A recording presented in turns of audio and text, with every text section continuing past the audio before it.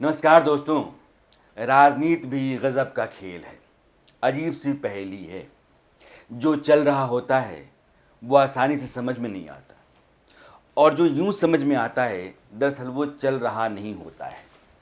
जो दिखता है ज़रूरी नहीं है कि हो रहा है, जो हो रहा होता है ज़रूरी नहीं है कि वो आपको दिखे।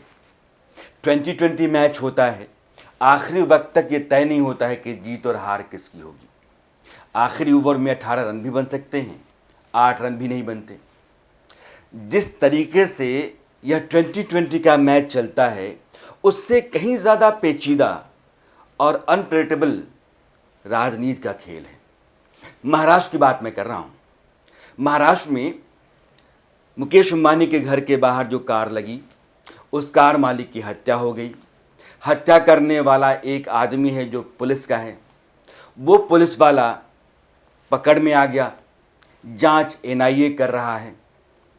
लेकिन उस पुलिस वाले का जो मुखिया था, कमिश्नर, वो कहता है कि ये पुलिस वाले सचिन वाजे इस राज्य के गृह मंत्री के साथ मिलकर के 100 करोड़ की उगाही कर रहा था। मेरे ऊपर ठीकरा नहीं फोड़ा जाए, क्योंकि कमिश्नर का तबादला कर दिया गया, कहते हुए कि ये आदमी कहीं न कहीं पूरे साजिश में शामिल होगा। इसके महकमे के भीतर अगर इतना बड़ा खेल चल रहा है, इतनी बड़ी साजिश चल रही है, तो इसको पता ना हो कैसे हो सकता है। इसलिए इस आदमी को इसकी जिम्मेदारी न निभाने के कारण तबादला कर दिया जा रहा है। वो कहता है कि मेरा तबादला गलत है। जिस आधार पर, जिस कारण से मेरा तबादला किया गया बताया जाता है, दरअसल वो सारे आधार, सारे कारण गलत हैं। खेल जो है वो पुलिस का जो एक अदना सा अधिकारी है, एपीआई सचिन वाजे, और राज्य के गृह मंत्री अनिल देशमुख के बीच चलता रहा है। इसलिए जांच कर ली जाए। आज बॉम्बे हाई कोर्ट में परमवीर सिंह, मुंबई के पूर्व पुलिस कमिश्नर और आज की तारीख में डीजी होमगार्ड्स, हाई कोर्ट पहुंचे। हाई कोर्ट में उन्होंने कहा कि मेरे ऊपर जो कुछ भी है वो सरासर गलत, बेबुनियाद है। आप एक ही काम कीजिए कि सीबीआई जांच करा लीजिए अनिल देशमुख की। उनके घर की सीसीटीवी फुटेज जल्दी से अपने कब्जे में ले लीजिए, क्योंकि अगर वो देर कर दी गई तो ख़राब हो जाएगा, ख़त्म कर दिया जाएगा, नष्ट हो जाएगा, सबूत नेस्तनाबूद हो जाएंगे। हाईकोर्ट ने कहा कि भाई ये बताइए कि आप पुलिस के अधिकारी हैं, कोई एफआईआर दर्ज नहीं अनिल देशमुख के खिलाफ। बिना एफआईआर दर्ज किए हुए सीबीआई को जांच दे दे। कोई एक ऐसा उदाहरण बताइए जिसमें ऐसा हुआ हो। अब सवाल यह है कि जो आदमी हाई कोर्ट पहुंचता है, हालांकि सुप्रीम कोर्ट से हाई कोर्ट गए, क्योंकि सुप्रीम कोर्ट ने कहा कि हाई कोर्ट जाइए, जो दायरा है वो हाई कोर्ट का है। हाई कोर्ट में जो आदमी पहुंचता है और राज्य के गृह मंत्री के खिलाफ सीबीआई जांच की मांग करता है, उसके खिलाफ अभी कोई जांच नहीं हो रही। अब सवाल यह है कि उसके खिलाफ जांच होनी चाहिए कि नहीं होनी चाहिए। वो आरोपी बनाया जाना चाहिए, नहीं बनाया जाना चाहिए। गृह मंत्री जिस पार्टी से आते हैं, उस पार्टी के मुखिया शरद पवार कहते हैं कि मेरा गृह मंत्री तो नहीं हटेगा, वो दूध का धुला है, राजा हरिश्चंद्र है, उस पर भले ही पुलिस कमिश्नर ही आरोप क्यों नहीं लगाए हों। अब खेल समझिए, एक गृह मंत्री है, उस गृह मंत्री के नेता शरद पवार हैं, एनसीपी पार्टी है जो महाराष्ट्र की सरकार चल रही है, उसमें साझीदार है। पुलिस कमिश्नर है जिसके तहत एक बड़ा कांड होता है। देश के सबसे बड़े उद्योगपति के घर के बाहर एक जीप लगती है, उसमें जिलेटिन की छड़ें रखी जाती हैं। जिसकी जीप है उसकी हत्या कर दी जाती है। हत्या भी बहुत ही भयानक तरीके से की जाती है। उसके बाद एनआईए की जांच में बहुत सारी चीज़ें सामने आ जाती हैं। अब तक 7 कारें बरामद हैं, और जो नई कार बरामद हुई है मंगलवार को, उस कार के बारे में कहा जाता कि यही सचिन वाजे के नाम पर रजिस्टर्ड कार है 2011 में, और यह जो आउटलैंडर कार है इसी में मनसुख हिरेन, जो स्कॉर्पियो कार का मालिक था, जो स्कॉर्पियो कार लगाई गई थी मुकेश अंबानी के घर के बाहर जिलेटिन की छड़ों के साथ, उसका मालिक था। उसकी हत्या इसी कार में हुई होगी। अब सवाल यह है कि परमवीर सिंह अपने आप को पाक साख बताएं, शरद पवार अपने गृह मंत्री को कहें कि उनका कोई दोष नहीं है, सब परमवीर सिंह का किया धरा होगा, सचिन वाजे इसी के तहत आता है, एक महकमा है, इस महकमे का मुखिया होने के नाते यही आदमी को सुरवार होगा। गृह मंत्री और मुख्यमंत्री परमवीर सिंह ने यह कह दिया है कि मैंने इस पूरे मामले में गृह मंत्री के नहीं बल्कि मुख्यमंत्री तक को बताया है। गृह मंत्री पर सवाल तो कर ही रहे हैं। अब हाई कोर्ट में परमवीर सिंह ने कहा कि अगर आपको गृह मंत्री के ऊपर शक नहीं है और मेरे तबादले को लेकर के मेरे तर्क में कोई दम नहीं दिखता है तो एक काम कीजिए, जो 20-25 अगस्त के बीच में 2020 पिछले साल इंटेलिजेंस कमिश्नर रश्मि शुक्ला ने अपनी रिपोर्ट होम मिनिस्ट्री को दी थी, पहले उन्होंने डीजी को दी और डीजी ने होम मिनिस्ट्री के जो एडिशनल चीफ सेक्रेटरी थे सीताराम कुंते उनको भेजी थी। उस रिपोर्ट को दिखलवा लीजिए। रश्मि शुक्ला की रिपोर्ट ये कहती है कि कुछ फ़ोन टैपिंग के बाद उन्होंने ये पाया था कि राज्य के गृह मंत्री अनिल देशमुख तबादलों को लेकर के, ट्रांसफ़र और पोस्टिंग को लेकर के धांधली कर रहे हैं, रिश्वत ले रहे हैं। यह बात उन्होंने यूं ही नहीं कही बल्कि उन्होंने फ़ोन टैपिंग के बाद इसको दर्ज किया और अपने डीजी को भेजा। डीजी ने होम मिनिस्ट्री में भेजा एडिशनल चीफ सेक्रेटरी को। नतीजा ये हुआ कि रश्मि शुक्ला का तबादला कर दिया गया और परमवीर सिंह कह रहे थे कि आप रश्मि शुक्ला को उस रिपोर्ट को निकाल कर देख लीजिए कि वो क्या कह रही हैं और किस आधार पर कह रही हैं। कोर्ट ने हालांकि अभी यह बात नहीं मानी है, सुनवाई कल भी होगी, लेकिन 3-4 बड़े सवाल हैं। खेल समझना बहुत ज़रूरी है। इस महाराष्ट्र के पूरे मामले में जिसकी आग या लपट सरकार के होने और नहीं होने तक पर जाती है, यानी कि सरकार बचेगी नहीं बचेगी, उद्धव ठाकरे मुख्यमंत्री रहेंगे नहीं रहेंगे, यह सारे सवाल आ जाते हैं। वहाँ 3 बड़े मसाइल हैं। एनआईए जो केंद्र सरकार की एजेंसी है, एनआईए जांच कर रही है और 3 मामले हैं, यह भी आप देख लीजिए। एक मामला क्या है, मुकेश अंबानी के घर के बाहर कार विस्फोटक से लैस जिलेटिन की 20 छड़ों के साथ लगाया जाना। दूसरा, उस कार के मालिक मनसुख हिरेन को मारा जाना। और तीसरा, मुंबई के भीतर 100 करोड़ की उगाही करने का पुलिस कमिश्नर का आरोप। अब मामला जो है पहले वाला दर्ज है, मुकेश अंबानी के घर के बाहर कार लगाने का। दूसरा, मनसुख हिरेन की हत्या का।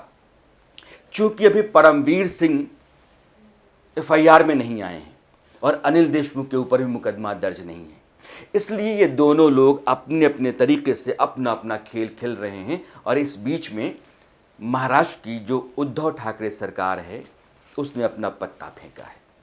उसने हाई कोर्ट के एक रिटायर्ड जज के जरिए एक हाई लेवल कमेटी बनाई है जांच करने के लिए, और कमेटी 6 महीने में अपनी रिपोर्ट देगी। एक जांच एजेंसी राज्य का मुख्यमंत्री बनाता है, जांच एजेंसी की मियाद 6 महीने की होती है, वो जांच करके देगा। एक पार्टी है जो अपने गृह मंत्री के ऊपर लगे सारे आरोप को गलत बताती है और कहती है कि कमिश्नर के ऊपर जांच करो, मेरा गृह मंत्री अपनी जगह पर बना रहेगा, वो हट ही नहीं सकता है। तीसरा, केंद्र सरकार की एजेंसी है जो लगातार जांच करके कई खुलासे करती चली जा रही है। जो एनआईए के ताज़ा खुलासे हैं उसमें पता ये चला है कि मुकेश अंबानी के घर के बाहर जो कार लगी वो सचिन वाजे का जो ड्राइवर था उसने लगाया था, और पीछे से इनोवा कार के जरिए खुद सचिन वाजे जा रहा था, उसी ने जाकर के कार लगवाई थी। और उसके बाद ड्राइवर पिछले दरवाजे से स्कॉर्पियो के निकला था और आकर के सचिन वाजे की इनोवा कार में बैठ गया था। जो कार, दूसरा बड़ा खुलासा, स्कॉर्पियो, अपनी रिपोर्ट में मनसुख हिरेन ने कहा था, जो विक्रोली थाने में दर्ज कराई थी, कि मेरी कार 18 तारीख को गायब मिली। 17 को मैं मुंबई जा रहा था, जब लौटा 18 तारीख को, क्योंकि कार मैंने पार्क कर दी थी ईस्टर्न एक्सप्रेसवे पर कि लौट करके आऊँगा तो ले जाऊँगा। 18 तारीख को कार गायब थी, लेकिन वो कार गायब थी नहीं। वो कार दरअसल आ गई थी कब्जे में सचिन वाजे के। मनसुख हिरेन ने अपनी कार की चाबी सचिन वाजे को दी, सचिन वाजे ने उस कार की चाबी अपने ड्राइवर को दी। ड्राइवर वहाँ से कार ले जाकर के मनसुख हिरेन की सोसाइटी में, थाने में लगाया उसने कार को। उसके बाद 19 तारीख से लेकर के 21 तारीख तक कार कमिश्नर जो ऑफिस का कैंपस है उसमें लगाई गई। 19 फरवरी से 21 फरवरी तक कमिश्नर के ऑफिस के अहाते में कार खड़ी रही और फिर वो गई थाने सचिन वाजे की सोसाइटी में, और 24-25 की रात को उसको मुकेश अंबानी के घर के बाहर लगाया गया। ये सारी सूचनाएं हैं। खेल इसमें क्या है यह समझना बहुत ज़रूरी है। 4-5 बड़े सवाल हैं और यह सवाल जब तक अपना जवाब नहीं तलाश लेते हैं तब तक सच सामने नहीं आता है। पहला सवाल यह है कि मुकेश अंबानी के घर के बाहर कार लगाने, उसमें जिलेटिन की छड़ों को रखने और मुकेश अंबानी के परिवार को धमकी देने के पीछे मकसद क्या था? और सचिन वाजे ने ऐसा किया था तो क्या उसने अकेले किया था, उसके पीछे या उस किसी के कहने पर कर रहा था, वो कौन था? तीसरा, मनसुख हिरेन को किसने मारा? मनसुख हिरेन को मारने का कारण क्या था? यानी कि मनसुख हिरेन को ऐसा क्या पता था जिसकी पोल खुल जाने से, जिसके पता लग जाने से बहुत सारे चेहरे बेनकाब हो सकते थे। तीसरा, परमवीर सिंह अपने तहत यह सब कुछ अगर होता हुआ बहुत पहले से देख रहे थे तो उन्होंने एफआईआर खुद अपने स्तर पर दर्ज क्यों नहीं करवाई या की? परमवीर सिंह अगर मिले हुए हैं तो परमवीर सिंह का अपना वेस्टेड इंटरेस्ट इसमें क्या था? सिर्फ पैसा? तो फिर ये टेररिस्ट एक्टिविटी जैसी हरकत करने की ज़रूरत क्या थी? पैसा उगाने के रास्ते बहुत सारे थे, लेकिन पुलिस का मुखिया और पुलिस मुख्यालय के भीतर काम करने वाले कर्मचारियों के जरिए इस तरह से कोई आतंकी वारदात जैसा काम करना क्या ज़रूरी था? अगर हाँ तो क्यों था? और चौथा, अगर अनिल देशमुख दूध के धुले हैं तो परमवीर सिंह जो कुछ कह रहे हैं कि अनिल देशमुख ने फरवरी के महीने में सचिन वाजे को अपने घर पर बुला करके कई बार मुलाकात की थी और 100 करोड़ की उगाही की बात सचिन वाजे से उन्होंने कही थी कि तुम उगाहो। इसके लिए उन्होंने 2 एसीपी और डीसीपी रैंक के अधिकारियों का भी जिक्र किया और एसीपी पाटिल के साथ अपने व्हाट्सएप मैसेजेस को भी अपनी चिट्ठी में रखा था। तो क्या अनिल देशमुख बच जाएंगे? अब ये इसमें इतने घालमेल में इतने लोगों पर जो उंगलियां उठ रही हैं उसमें एक ही बात है, क्यों? क्या कारण है? पैसा उगाही अपराध है, लेकिन इस तरीके से आतंकी वारदात को अंजाम देने जैसी स्थिति पैदा करना, किसी आदमी की हत्या करना और हाईकोर्ट तक जाकर के गृह मंत्री के ऊपर सवाल खड़ा करना, गृह मंत्री के खिलाफ कोई जांच अभी तक ना होना, राज्य सरकार की तरफ से 6 महीने के लिए एक मियाद वाली कमेटी का बिठा दिया जाना और परमवीर सिंह के खिलाफ भी अभी तक किसी एफआईआर का नहीं होना, बहुत कुछ कहता है। इसको समझना बहुत ज़रूरी है। मैं तुम्हारे से ठीकरा फोड़ूं इससे पहले तुम्हारे से ठीकरा किसी और के जरिए फुड़वा दूं। खेल ये चल रहा है। केंद्र की एजेंसी अंदर है एनआईए, उसके हाथ में मनसुख हिरेन की मौत या हत्या का मामला भी आ चुका है। लेकिन क्या एनआईए अनिल देशमुख के घर की सीसीटीवी फुटेज अपने पास लेगा? क्या वो मनसुख हिरेन की हत्या की सच्चाई तक पहुंचने की कोशिश करेगा? कहा यह जा रहा है कि अब एनआईए की कोशिश ये है कि जिस रात गाड़ी मुकेश अंबानी के घर के पास लगाई गई स्कॉर्पियो, उससे 45 दिन पहले और उसके बाद के तमाम सीसीटीवी फुटेज वो अपने कब्जे में लेकर के जांच करना चाहती है। अगर ऐसा होता है तो अनिल देशमुख के घर के बाहर या घर पर लगे सीसीटीवी फुटेज, पुलिस कमिश्नर के अहाते में पुलिस कमिश्नर दफ्तर के भीतर लगे सीसीटीवी फुटेज, जिस रास्ते पर मनसुख हिरेन को ले जाया गया उन रास्तों के फुटेज, क्या बहुत कुछ कह पाएंगे? क्या वो बचे होंगे इस हालत में कोई सबूत बन पाए? यह भी अपने आप में सवाल है। इसलिए मैंने कहा कि राजनीति में जो कुछ भी हो रहा होता है वो समझ नहीं आता है और जो समझ में आ रहा होता है वो नहीं हो रहा होता है। कई दफ़ा या 12 ऐसा ही होता है। इसलिए महाराष्ट्र के भीतर, मुंबई के अंदर यह जो मामला है यह सत्ता तक जाता है। खेल सत्ता का है। सत्ता कैसे बची रहे इसकी कोशिश चल रही है। इसके लिए प्यादे बिठाए जा रहे हैं और सत्ता कैसे नहीं रहे इसके लिए भी सबूत सामने लाए जा रहे हैं। लेकिन वक्त जो है वो यूं मानिए कि एक अंधेरा है। जैसे जैसे जांच आगे बढ़ती जाएगी, जैसे सबूत आते जाएंगे, उजाला होता चला जाएगा। उस अंधेरे में जितने चेहरे हैं, जितनी संगीन साजिशें हैं, जितने गहरे बड़े सवाल हैं, सब सामने आते चले जाएंगे, सब बेपर्दा हो जाएंगे। लेकिन अभी खेल चल रहा है, यह खेल जारी है, लेकिन सच के आने का इंतज़ार भी बना हुआ है। आज बस इतना ही। मेरी आपकी मुलाकात कल फिर होगी।